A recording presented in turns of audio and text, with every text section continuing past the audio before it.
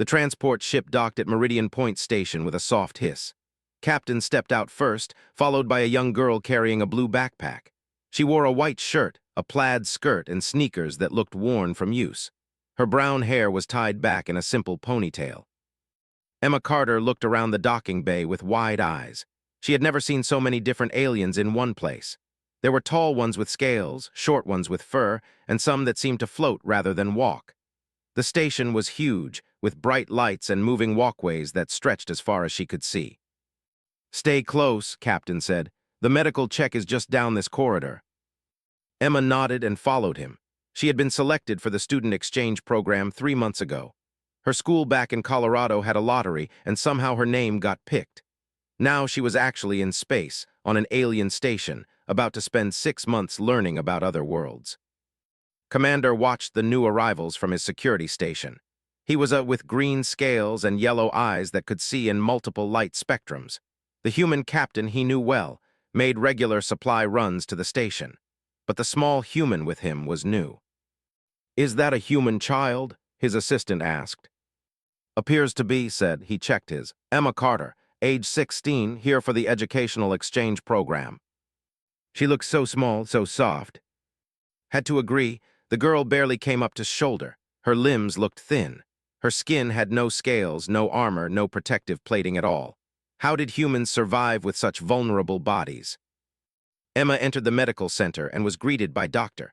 The doctor had compound eyes and 4 arms that moved in smooth, coordinated motions. "Welcome, young human," said an accented standard.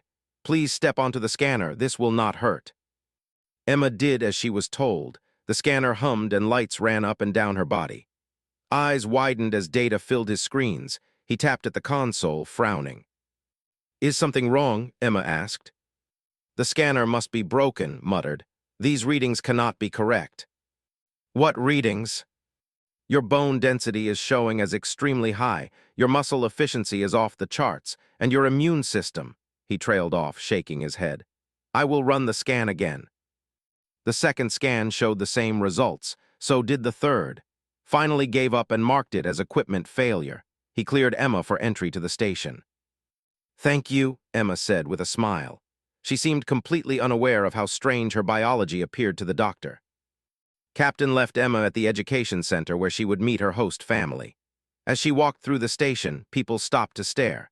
A group of children, small and covered in soft blue fur, pointed at her and giggled. "What is that?" one asked. "A human," their parent said. "From Earth, very rare, they just joined the galactic community." Emma waved at the children. They waved back, then ran away laughing. She smiled. They were cute. The education center was large and filled with students from dozens of species.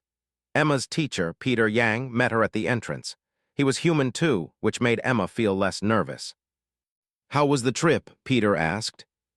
"Long," Emma said, "but amazing. I can't believe I'm actually here." "Wait until you see the observation deck. You can see 3 different nebulas from there." Peter showed Emma around the center. There were classrooms, labs, recreation areas, and even a small park with plants from various worlds. The gravity felt strange to Emma. Everything seemed lighter. "The station runs at 0.7 standard gravity," Peter explained. "That's comfortable for most species. Is it too low for you?" Emma jumped experimentally. She went much higher than she expected. "It's different, but I'll get used to it." What she didn't mention was that it felt like cheating, like the world was helping her instead of fighting her. Back on Earth, everything was heavy. Every step, every movement required effort. Here, she felt like she could fly. Later that day, Emma helped some dock workers unload supply crates. She was trying to be friendly and offered to assist. The workers were a species with 4 arms and incredible strength. "These are too heavy for you, little one," one worker said kindly. Emma grabbed a crate anyway. It was labeled as 200 units. She lifted it easily and carried it to the stack. The workers stared at her. 200 units would require 3 of them working together to lift safely. How did you do that?" one asked. Emma shrugged. "It's not that heavy. Want me to get another one?" She spent the next hour helping them unload. Not noticing their shocked expressions every time, she casually lifted something that should have been impossible for her size. Commander reviewed the security footage that evening. He watched Emma lift, carry, and stack cargo with ease. The strength readings from the dock's sensors showed forces that didn't match her appearance at all. A soldier in full armor couldn't match what this small human girl did without even trying. He pulled up Earth's file in the Galactic database. The planet was classified as a Class 12, had never paid much attention to that before. Most species couldn't survive on. The gravity alone would crush their bones. The atmospheric pressure would collapse their lungs. The diseases would kill them within days. But humans evolved there. They grew up there, they called it home. Looked at the image of Emma on his screen. She was smiling, helping an elderly carry their bags. She looked so kind, so harmless. But the numbers didn't lie. This child possessed strength that exceeded his own, and he was trained military with genetic enhancements. "Sir, should we be concerned?" his assistant asked. Thought about it, the girl had been nothing but helpful and polite. She showed no signs of aggression, but still, something nagged at him. Humans were new to the galactic stage. No one really understood them yet. "Just keep an eye on her," said finally. "For her safety, of course."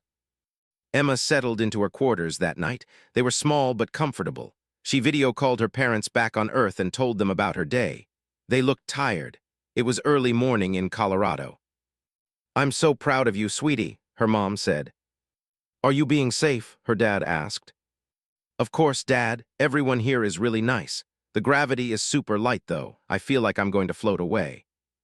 Her parents laughed. They talked for a few more minutes before saying goodnight. Emma changed into her pajamas and crawled into bed. Through the window, she could see stars, real stars, not through Earth's atmosphere. They were beautiful.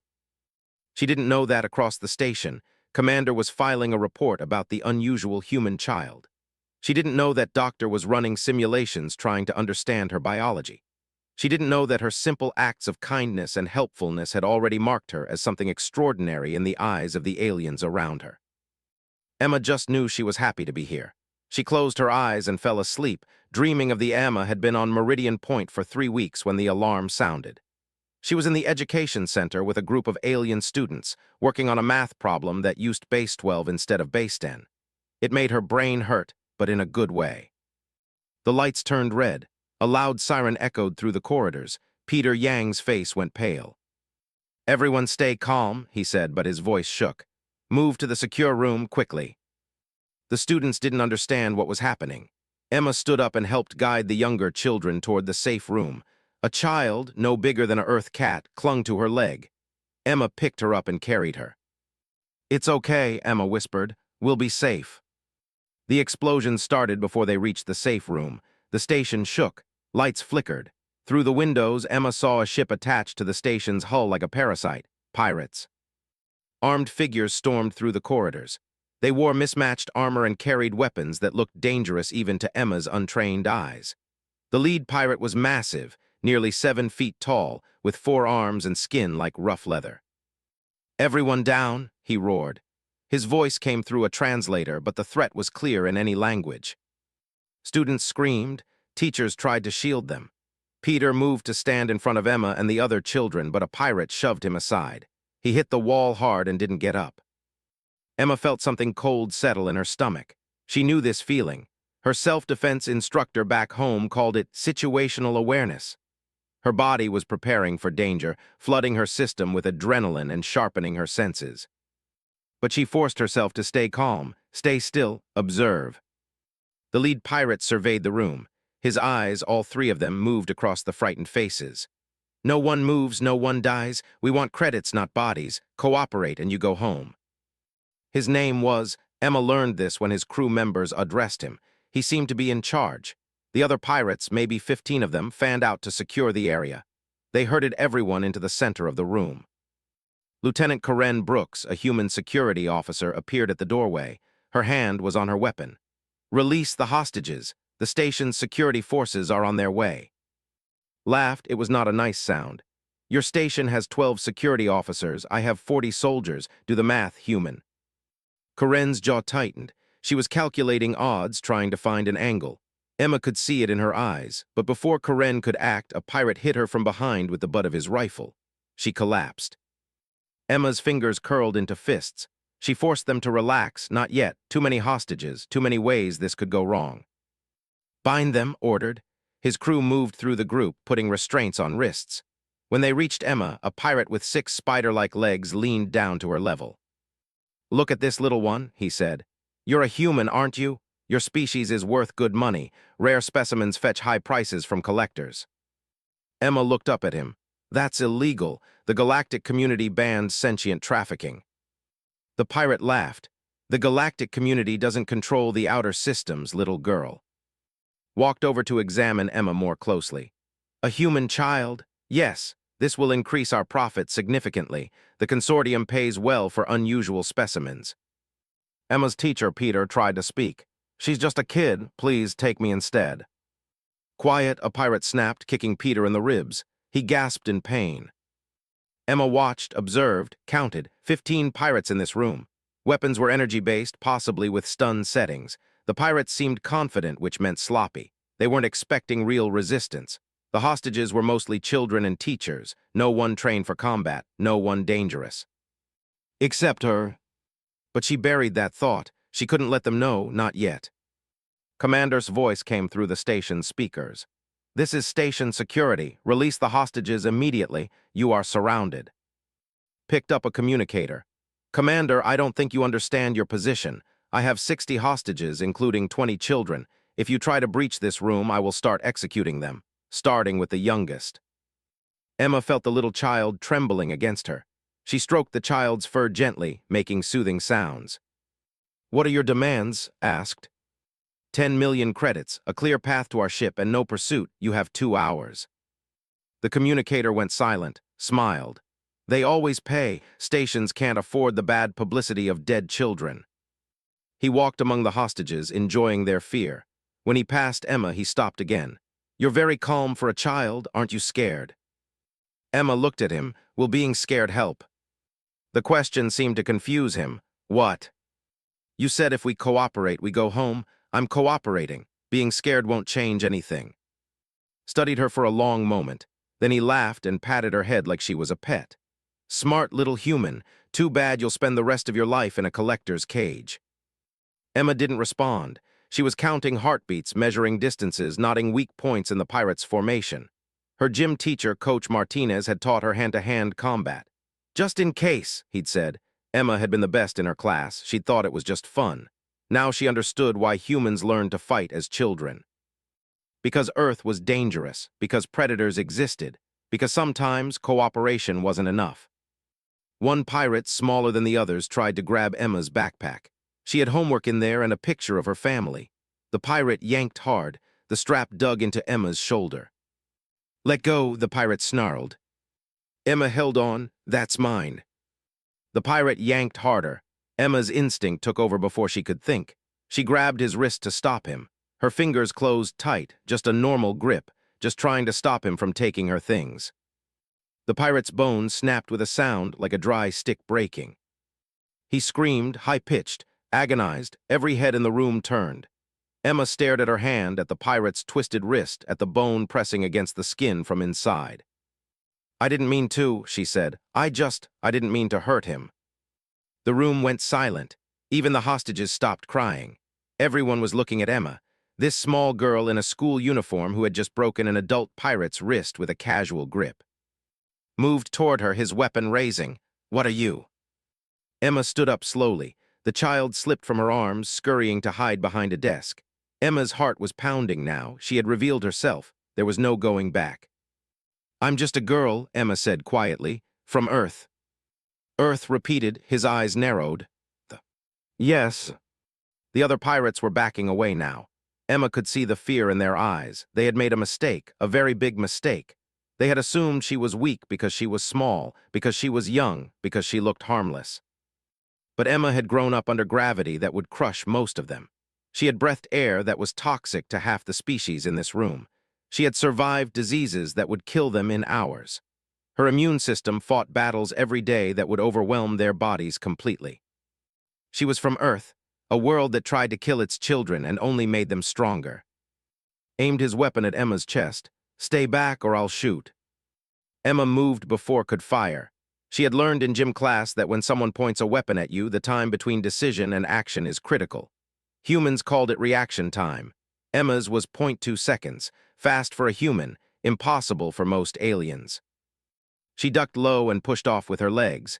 In Earth gravity, she would have covered maybe 6 feet. In station gravity, she flew across the room like a missile. Her shoulder hit stomach before he could track her movement. All the air burst from his lungs.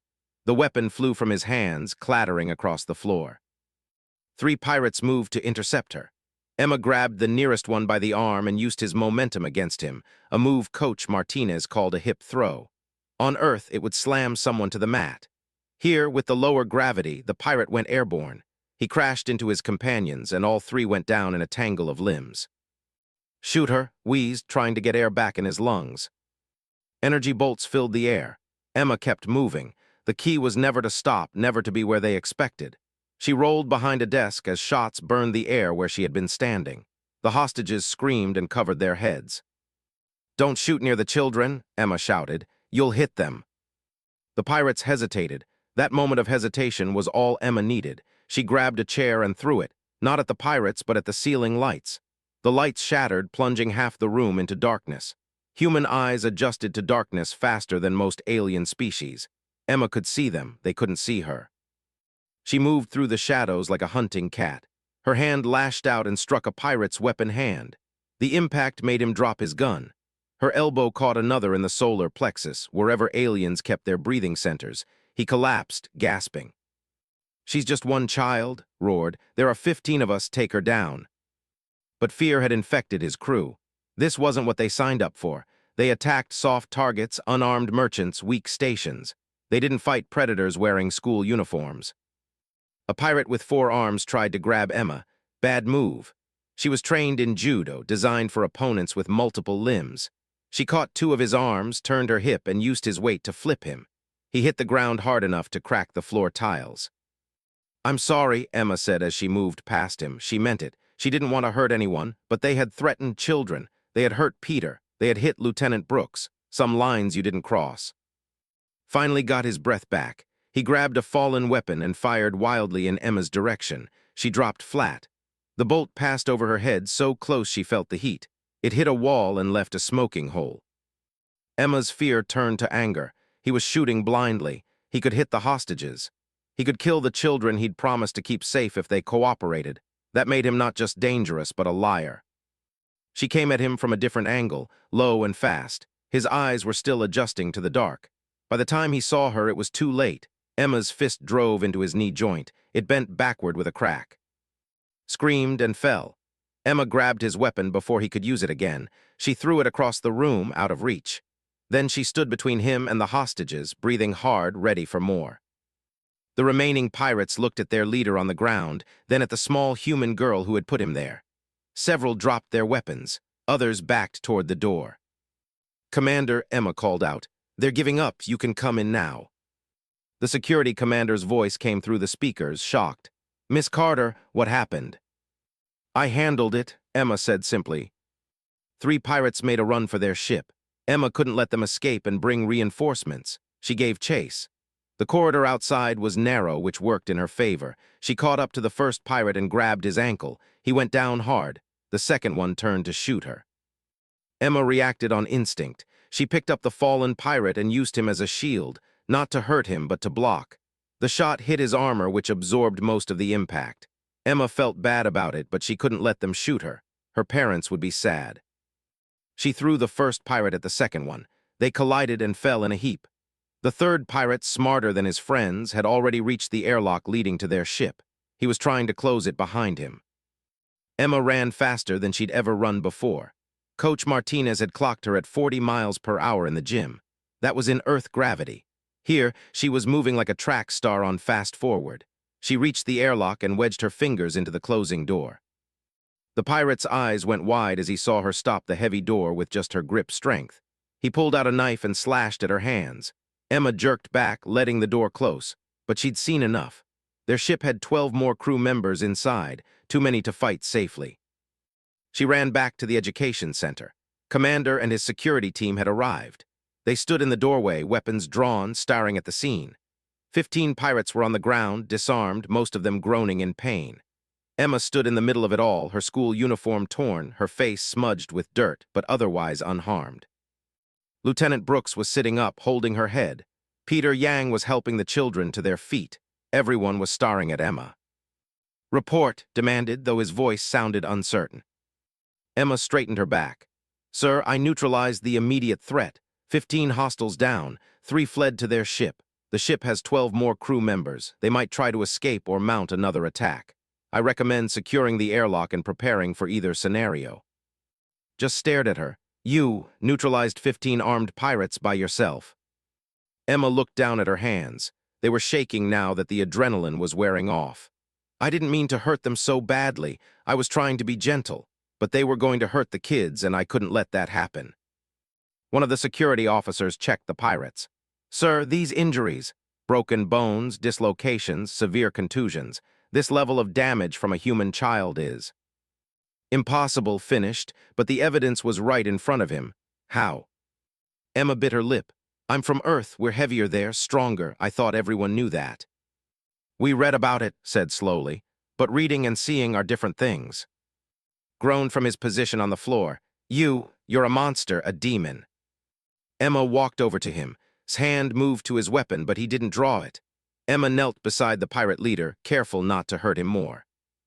"I'm not a monster," she said quietly.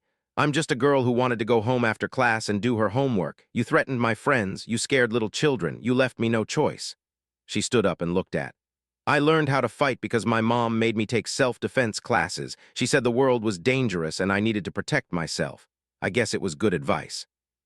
The little child Emma had been comforting earlier ran over and hugged her leg. Others followed. Soon Emma was surrounded by alien children, all of them thanking her, crying in relief, holding onto her like she was their hero. Emma hugged them back, being very careful with her strength. These children trusted her now. They weren't afraid of her. They knew she had used her power to protect them, not hurt them. The station's alarm changed tone, touched his communicator. "Commander here." "Sir, the pirate ship is detaching. They're abandoning their ground team and fleeing." Looked at Emma. They saw what happened. They're afraid. Emma nodded. That made sense. If she were a pirate and she saw a 16-year-old girl take down 15 armed soldiers in under 3 minutes, she would run too, far and fast. "Medical teams are on their way," said, "both for the hostages and the pirates." "Thank you, sir." Emma felt suddenly very tired. Her legs wobbled. Peter caught her before she fell. "Easy," he said. "You're coming down from an adrenaline spike. It happens after combat." Emma looked up at her teacher. "Did I do the right thing?" Peter smiled, though his eyes were wet. "You saved all of our lives, Emma. You absolutely did the right thing." As the medical teams arrived and began treating the wounded, Emma sat on the floor with the children clustered around her. They asked her questions about Earth, about how she learned to fight, about whether all humans were as strong as her. "I'm not even strong for a human," Emma admitted. "My older brother can lift twice what I can. My dad could probably fight off 30 pirates. We're just normal back home." The children's eyes went wide. A species where a teenage girl was considered weak, where everyone could fight like warriors. What kind of world produced such beings? Emma didn't know how to explain it. How do you tell someone that your planet tried to kill the medical center was busy for hours after the attack? Doctor worked on both hostages and pirates, his 4 arms moving efficiently. Emma sat on a bed while he scanned her for injuries. The results made him shake his head. "Impossible," he muttered. "You fought 15 armed opponents and have only minor bruises. Your heart rate is already back to normal. Your stress hormones are dropping rapidly." He looked at her with new eyes. "Those equipment failures when you first arrived. They were not failures, were they?" Emma shook her head. "My biology is just different from yours. Sorry for the confusion." Pulled up a chair. "Miss Carter, I have been a doctor for 40 years. I have treated hundreds of species, but I have never seen anything like human physiology. Would you help me understand?" "What do you want to know?" "Everything," pulled up Emma's scans on his display. "Your bone density is 3 times higher than standard for your body mass. Your muscles have a fiber structure I've never encountered. Your immune system," he paused. "It's waging a war inside your body right now. Against what?" "Oh, that's normal," Emma said. "There are bacteria and stuff in my body, good ones and bad ones. My immune system fights the bad ones all the time, doesn't yours?" "No, most species have sterile internal systems. We get infections from external sources only." Looked disturbed. You're telling me that humans carry hostile organisms inside them constantly. I guess so. I never really thought about it. The doctor's compound eyes reflected the scan data. The gravity of your world, what is it? 0.98 standard gravity units. Spotty went rigid. That's nearly double what most garden worlds have. How do you walk? How do your organs not collapse? We just do, Emma said with a shrug. It's home. When I came here, everything felt too light, like I might float away. A new voice interrupted. That explains much. An older human man entered the medical center. He wore a diplomatic uniform with badges Emma didn't recognize. I'm Ambassador. I came as soon as I heard what happened. Emma stood up and offered her hand. The ambassador shook it firmly. Sit, please. You've had quite the day. He turned to Doctor. I can answer your questions about human biology, Doctor. That's part of why I'm here.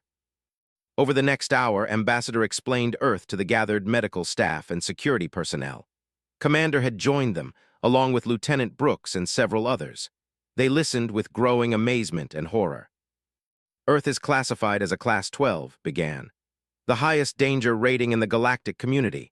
To give you context, most species evolved on Class 1 or Class 2 worlds. Comfortable gravity, stable weather, minimal predation, simple disease vectors. And Earth asked.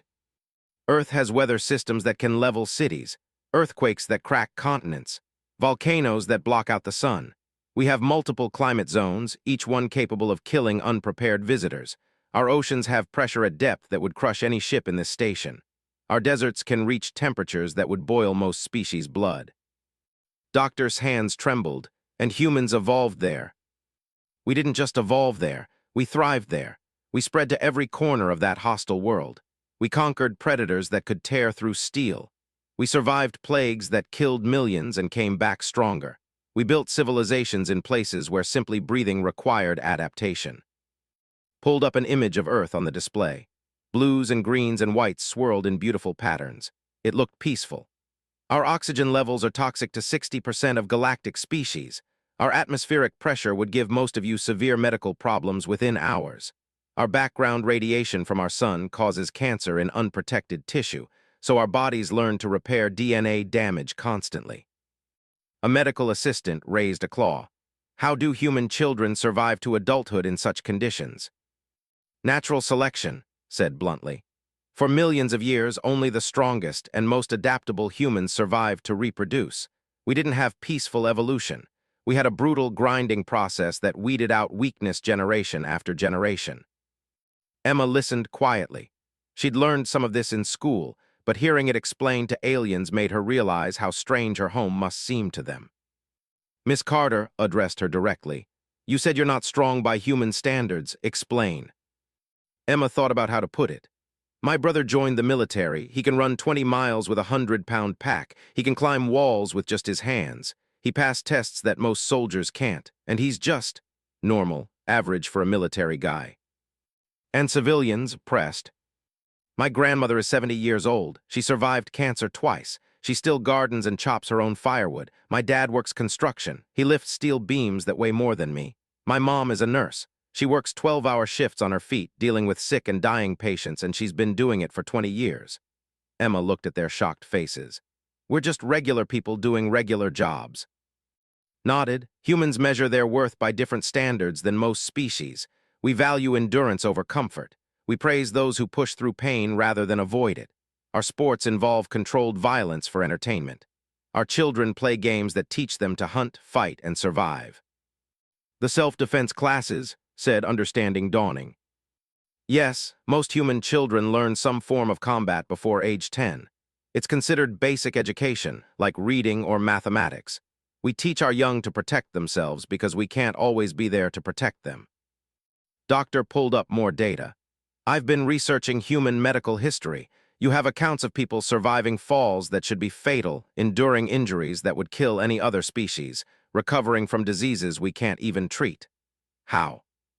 Stubbornness, Emma said with a small smile. My gym teacher used to say that humans are too dumb to know when to give up. We just keep fighting, keep trying, keep surviving. It's more than that, corrected gently. Our bodies have redundancies. We can lose organs and survive. We can lose blood and replace it. We can break bones and they heal stronger. Our brains can reroute around damage. We're built to take punishment and keep functioning. A long silence fell over the room. Finally, Lieutenant Brooks spoke up. Sir, I have to ask, why did the galactic community accept humans? If we're this dangerous, why let us in? Smiled, because the survey team that first contacted us saw what Miss Carter showed you today. They saw strength used to protect rather than dominate. They saw humans feeding the hungry, healing the sick, saving strangers at risk to themselves. Yes, we're strong, but we're also capable of incredible kindness. Emma thought about the pirates she'd hurt. I didn't want to fight them. I tried to talk first. I only fought when they threatened the kids. And that, said, is what makes humans valuable to the galactic community. You have the power to destroy, but you choose to protect. That's rare. That's special. Stood and walked to Emma. He was tall, easily 7 feet, with muscles enhanced by military augmentation. But he looked at this teenage girl with respect. Miss Carter, on behalf of Meridian Point Station, I apologize. We failed to protect you and the other hostages. You should not have been put in that position. It's okay, Emma said. You couldn't have known pirates would attack during shift change. Sometimes bad things happen and we just have to deal with them. Your calm in the face of danger is remarkable. Emma shrugged. My dad always says that panic makes things worse. Better to stay calm and think clearly, figure out the problem, then fix it. Doctor had been scrolling through more human data. Ambassador, it says here that humans have something called adrenaline response. Is that related to Miss Carter's combat performance? Yes, when humans face danger, our bodies flood with chemicals that increase strength, speed, and pain tolerance. It's an emergency system for survival. Miss Carter was operating on adrenaline during the fight. So she's even stronger than normal when threatened. Significantly, there are documented cases of humans lifting vehicles off trapped people during adrenaline spikes. The trade-off is exhaustion afterward, which Miss Carter experienced. Emma remembered how her legs had given out after the fight. At the time, she'd been confused. Now it made sense. Her body had pushed beyond normal limits and then demanded rest. I have another question, said. The pirate ship fled, they left their crew behind. Why? His expression darkened. Because they saw what one unarmed human teenager did to 15 armed soldiers. They extrapolated. If one child could do that, what could human adults do? What could human military forces do? They ran because they understood that they'd picked a fight with the wrong species. Will they tell others? Asked. Probably, which might actually be good for galactic security. If pirates know that humans are dangerous prey, they'll avoid us. And by extension, they'll avoid stations where humans live and work. Your station just became safer by having Miss Carter here. Emma hadn't thought of it that way. She'd just been trying to protect her friends. But apparently her actions had larger consequences. The idea made her uncomfortable. Can I go back to my quarters? Emma asked. I have homework to finish. The room erupted in laughter. After everything that had happened, this warrior was worried about homework. It was so absurdly human that none of them could help but laugh. Yes, said, still chuckling. But first let me assign you an escort for your safety. Emma wanted to point out that she was probably the safest person on the station, but she understood. They needed to feel like they were protecting her. It made them feel better, so she agreed. As she left the medical center with her security escort, Emma heard Doctor talking to Ambassador. I want to visit Earth someday, to see this that produces such remarkable people. Bring medical insurance, replied, and a lot of courage. Earth isn't kind to visitors. Galactic Council chambers on the central world of hummed with activity. Representatives from 200 species gathered to discuss the incident at Meridian Point. The footage of Emma Carter's actions had spread across the galaxy within days. Everyone wanted to understand what it meant. Ambassador stood at the speaking podium. Behind him, a holographic display showed Emma helping alien children to safety, then fighting the pirates with movements that looked impossible to most species watching. The human child acted in self-defense and in defense of others, explained for the 3rd time. She used minimal necessary force. Her actions saved 63 lives. A counselor raised his hand. But the question remains, Ambassador. If one human child can defeat 15 armed soldiers, what does that mean for galactic security? Should we fear your species? That's the wrong question, said firmly. You should ask, what kind of species raises children to protect the weak? What kind of people value mercy even when they have the power to destroy? That's what you should focus on. The council debated for hours. Some species wanted to restrict human movement in the galaxy. Others wanted to recruit humans for security forces. A few wanted to ban humans entirely, too frightened of their capabilities. Meanwhile, at Meridian Point Station, life continued. Emma sat in the education center, struggling with advanced mathematics while alien students watched her like she was some kind of celebrity. It was uncomfortable. "Can you really lift a shuttle?" a young asked. "No," Emma said patiently. "I can lift maybe 200 pounds on Earth, maybe 300 here with the lower gravity. Shuttles weigh thousands of pounds." "But you threw a pirate across the room." "He weighed like 90 pounds, and I used his momentum. It's physics, not magic." The students didn't seem convinced. To them, Emma was a hero, a warrior, a guardian who had saved them all. Emma just wanted to finish her algebra homework. Peter Yang approached her desk. His ribs were still wrapped from where the pirate had kicked him, but he was healing well. "Emma, there's someone here to see you." Emma looked up and saw a familiar face. Lieutenant Karen Brooks stood at the doorway, out of uniform and carrying a bag. She smiled when she saw Emma. "Got a minute?" Karen asked. They walked to the observation deck, where the stars stretched out in all directions. 3 nebulas painted the darkness with colors that Earth's sky never showed. Emma had spent many evenings here, thinking about home. "How are you doing?" Karen asked.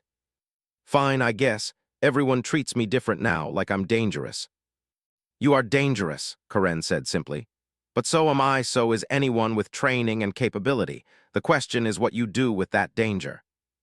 Emma looked at the older woman. Karen was maybe 30, with scars on her hands that spoke of hard experience. "You're military, right? Before you became station security." "Marine Corps, served 8 years before I took this job. I've seen combat on 4 different worlds." Karen leaned against the railing. "You remind me of myself at your age, strong, capable, but not sure what to do with it." "I just want to be normal." "Normal is relative. On Earth, you are normal. Here, you're special. You need to make peace with that."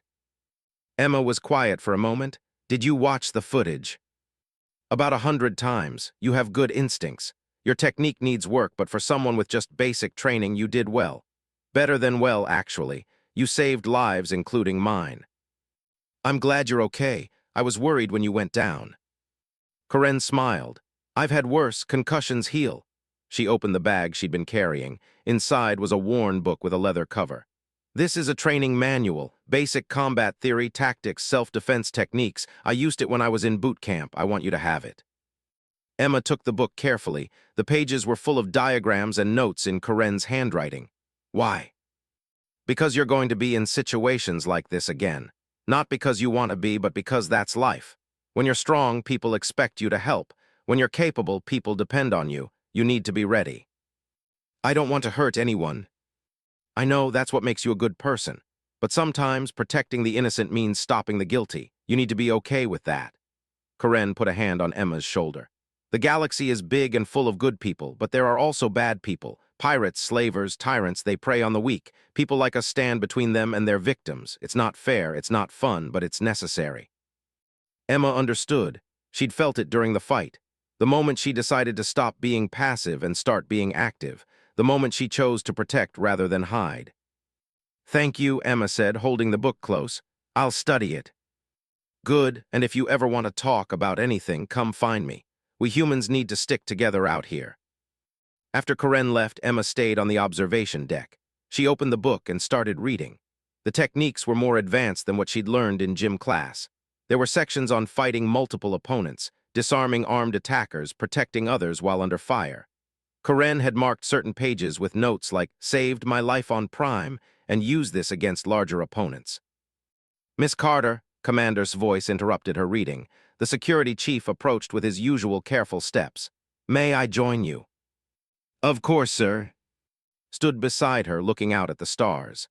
"I wanted to apologize again for the security failure. You should not have been put in danger."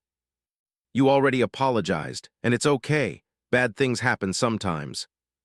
"You're very forgiving. Most victims would be traumatized." Emma thought about that. "I was scared during the attack, but I knew what to do. My training kicked in. I think that helped." Your people train all children for combat. Not combat exactly. Self-defense, awareness, how to stay safe. My mom says the world is dangerous and we need to be ready. Emma paused. I guess she was right. Was quiet for a long moment. They have a saying, judge a warrior not by their strength but by who they protect. You used your strength to save children. That is the mark of a true warrior. I'm not a warrior, I'm just a student. You can be both, handed her a small badge. It was silver with the station's emblem. This is an honorary security commendation. You're the youngest person to ever receive one. Your actions went above and beyond anything we could have expected. Emma looked at the badge. It felt heavy in her hand, weighted with meaning. Thank you, sir, I'll keep it safe. There's something else.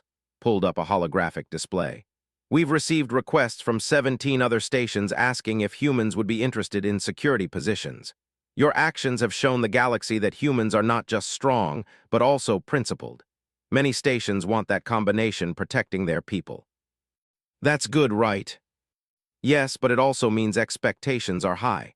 Other humans will be judged by your example. You've set a standard. Emma hadn't thought about that. Her actions didn't just affect her. They affected how people saw all humans. That was a big responsibility. But then again, that's what Karen had said. When you're capable, people depend on you. The next few weeks passed quickly. Emma continued her studies, made friends with more alien students, and slowly people stopped treating her like she was made of glass or about to explode. They saw her reading books, struggling with homework, laughing at jokes, and being generally normal. The fear faded, replaced by respect and friendship. The little child, whose name was Lyra, became Emma's constant companion. Wherever Emma went, Lyra followed, chattering about everything and nothing. Emma didn't mind. Lyra reminded her of her younger cousin back home. One day, Lyra's parents invited Emma to dinner. The meal was strange, nothing like Earth food, but Emma ate it politely and thanked them for their hospitality. After dinner, Lyra's father spoke seriously. You saved our daughter's life. In culture, that creates a bond. You are family now. Emma felt her throat tighten with emotion. I'm honored, thank you. No, thank you. You could have run, you could have saved yourself. But you stayed and protected the children. That is the greatest courage. Emma hugged Lyra, being careful of her fragile body. I would do it again. All of you matter. You're my friends. As the exchange program reached its halfway point, Emma gave a presentation to the station's residents about Earth. She showed pictures of mountains, oceans, forests, and cities. She talked about human culture, history, and values. The auditorium was packed with hundreds of aliens wanting to understand that had produced such an unlikely hero. People ask me what Earth is like, Emma said. It's beautiful and terrible, gentle and harsh. It gives life and takes it away. Living there makes you strong, but it also teaches you to value life. We know how easily things can end, so we fight to protect what matters. She showed a picture of her family. Her parents, her brother, her grandparents, all smiling in their backyard in Colorado. These are the people I'm going home to in 3 months. They're normal humans, not special, not unique. Just people who work hard, love each other, and try to do the right thing. That's what humanity is, not monsters, not warriors, just people trying to survive and help others survive too. The applause was thunderous. After the presentation, dozens of aliens approached Emma with questions, with thanks, with requests for friendship. She answered them all patiently, signed autographs for children, and posed for pictures with families. Captain arrived the next day for a supply run. He found Emma in the docking bay, helping unload cargo like she had on her first day. The difference was that now, the dock workers knew to be careful. They'd learned not to underestimate the small human girl. I heard about what happened, said. The whole galaxy heard. It's kind of embarrassing, Emma admitted. I just did what anyone would do. No, you did what a human would do. That's different, smiled. Your parents are very proud, by the way. I spoke to them before I left Earth. They wanted me to give you this. He handed Emma a small package. Inside was a new picture of her family, along with a letter written in her mother's handwriting. Emma's eyes watered as she read about how much they missed her, how proud they were, how they couldn't wait to hear all her stories when she came home. Tell them I miss them too, Emma said, and that I'm okay, really okay. The final months of Emma's exchange passed peacefully. No more pirate attacks, no more incidents, just learning, friendship, and growth. She taught alien children games from Earth. They taught her games from their worlds. She learned 3 new languages, failed spectacularly at chess, and discovered she actually enjoyed poetry. When the day came for Emma to leave, hundreds of station residents came to say goodbye. Lyra cried, clinging to Emma's leg. Other children gave her gifts and drawings. Adults thanked her again for saving their families. Commander presented her with a letter of recommendation for any future endeavors. "You changed this station," said. "You showed us that strength and kindness can coexist. That's a valuable lesson." Emma boarded Captain's ship with a heavy heart. She'd miss this place. She'd miss her friends. But home was calling. Earth with its crushing gravity and dangerous wildlife and unpredictable weather. Earth where her family waited. Earth where she was just normal. As the ship pulled away from Meridian Point, Emma looked back through the viewport. The station grew smaller against the backdrop of stars. Somewhere in there, aliens were going about their lives, a little safer because of her, a little more understanding of humanity because of her. She opened Karen's combat manual and continued studying, because Karen was right. There would be other situations, other times when someone needed help, and Emma wanted to be ready, not because she wanted to fight, but because she wanted to protect. That's what humans did. They protected those who couldn't protect themselves. They stood between the innocent and the dangerous. They chose courage over safety, sacrifice over comfort, mercy over vengeance. Emma smiled and turned the page. She had a lot to learn, but she had time. And when she graduated high school, maybe she'd join the military like her brother, or become a security officer like Lieutenant Brooks. Or maybe she'd just continue being a student, learning and growing and helping where she could. Whatever she chose, she knew one thing for certain. Being from Earth meant being strong, but it also meant being kind. And that combination, that balance, was what made humanity special. The ship jumped to faster-than-light speed, carrying Emma home to that had made her who she was. Behind her, the galaxy was a little different than before, a little more aware of humanity, a little more respectful, a little more hopeful. All because they saw a schoolgirl and had no idea a killer lurked within her, until she showed them that killers could also be protectors. Warriors could also be friends, and the strong could choose to lift up the weak rather than crush them.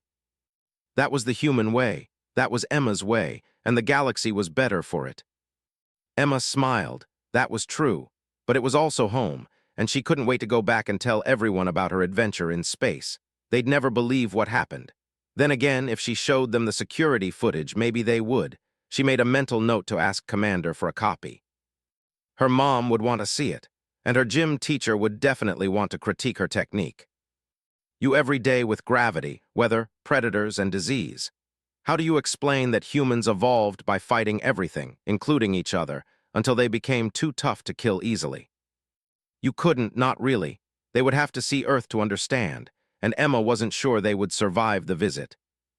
Emma looked at the weapon, then at him, then at all the hostages depending on her. She took a breath and made her decision. "Okay," she said, "but first let the children go, please, they're scared." His finger tightened on the trigger. "Not a chance, little. You're going to sit back down, or I'm going to put a hole through you." Emma's eyes hardened, her muscles tensed. The pirates didn't know it yet, but the situation had already changed. The prey had become the predator, the victim had become the threat. And a girl from Earth was about to show them why you never, ever threaten children in front of a human. That awaited her. Tomorrow would be her first day at the education center. She couldn't wait to make new friends and learn about the galaxy. It was going to be wonderful. She had no idea how soon she would need to show them what a child could really do.